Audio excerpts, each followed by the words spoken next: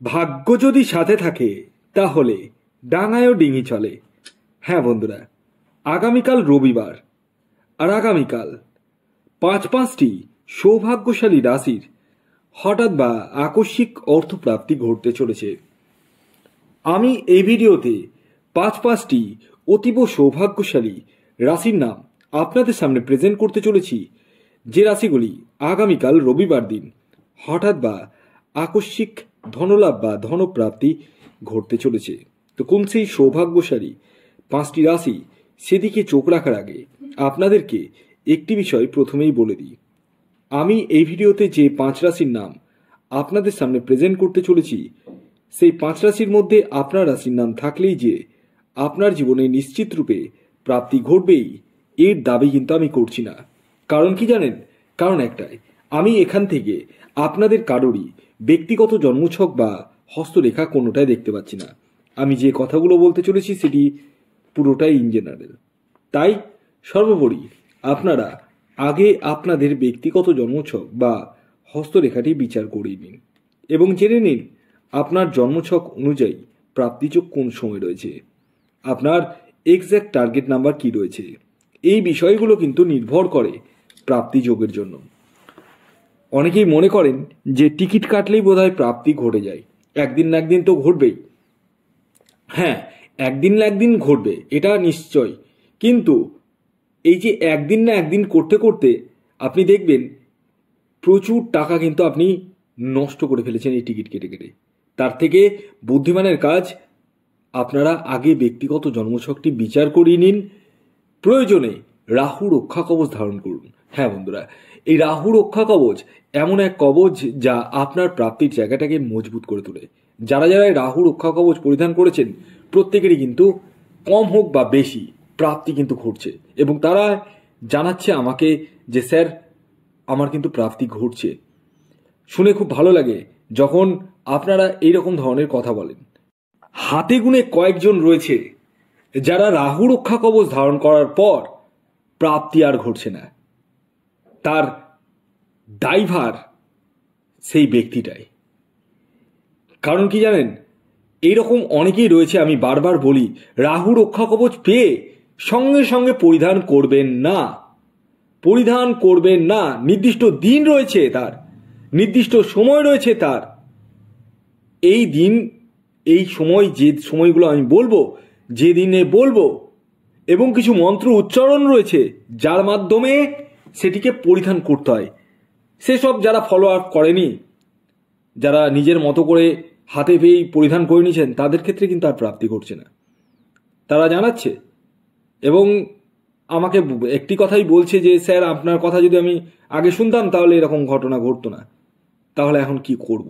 কি করব প্রশ্নের পরের উত্তর, কিন্তু মেন বিষয় হচ্ছে আমার কথা শুনে চলতে হবে আপনাদেরকে। যারাই আমার কথা শুনবে না তারাই কিন্তু খাদে পড়বে। আসুন এবার আমি আপনাদেরকে জানিয়ে দিই আগামীকালের শুভ সময় কখন রয়েছে এবং কখন রয়েছে অশুভ সময়। দেখুন, দিনের কিছু সময় থাকে শুভ সময়, আবার কিছু সময় থাকে অশুভ সময়। এই যে অশুভ সময়টির কথা বলবো, সেই সময়টিকে আপনাদেরকে অ্যাভয়েড করতে হবে। এই সময়ে যে কোনো ধরনের টিকিট কাটা বলুন, কাউকে টাকা দেওয়া বলুন, কোনো কিছুই কিন্তু করা উচিত নয়। তো সেই অশুভ সময় বা রাহুকালটি শুরু হতে চলেছে দুপুর 3:46 থেকে বিকেল 5:07 পর্যন্ত। সময়টিকে আপনাদেরকে অ্যাভয়েড করতে হবে। এই সময়ে যে কোনো ধরনের শুভ কাজ বলুন, টিকিট কাটা বলুন, কোনো কিছু কিন্তু করা উচিত নয়। তাহলে কোন সময় করবেন?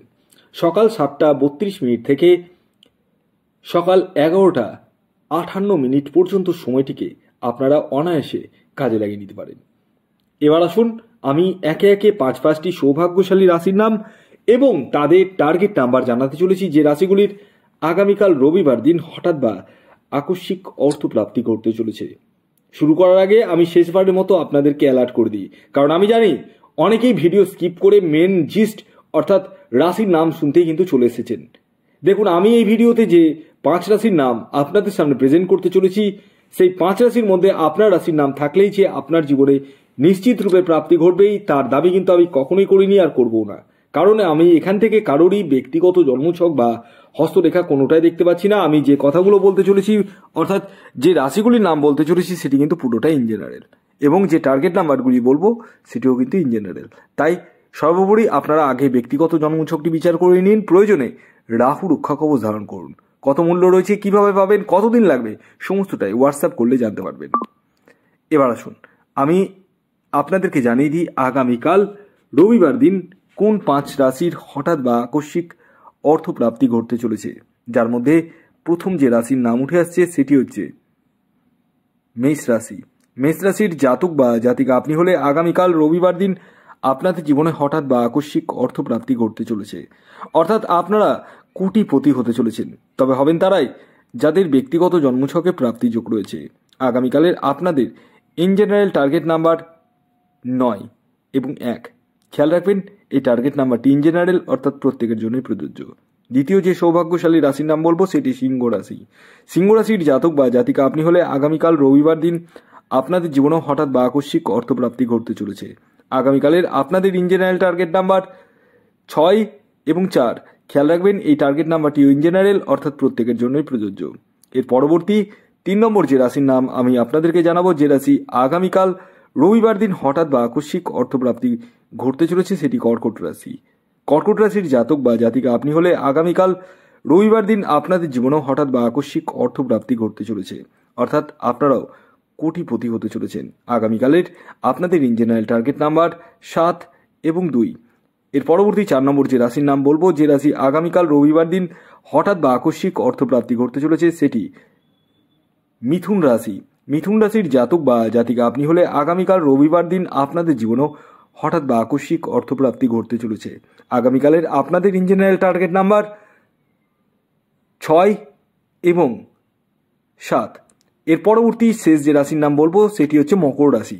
মকর রাশির জাতক বা জাতিকা আপনি হলে আগামীকাল রবিবার দিন আপনাদের জীবনে হঠাৎ বা আকস্মিক অর্থপ্রাপ্তি ঘটতে চলেছে। আগামীকালের মকর রাশির জাতক ও জাতিকার ইন জেনারেল টার্গেট নাম্বার 9 এবং 6।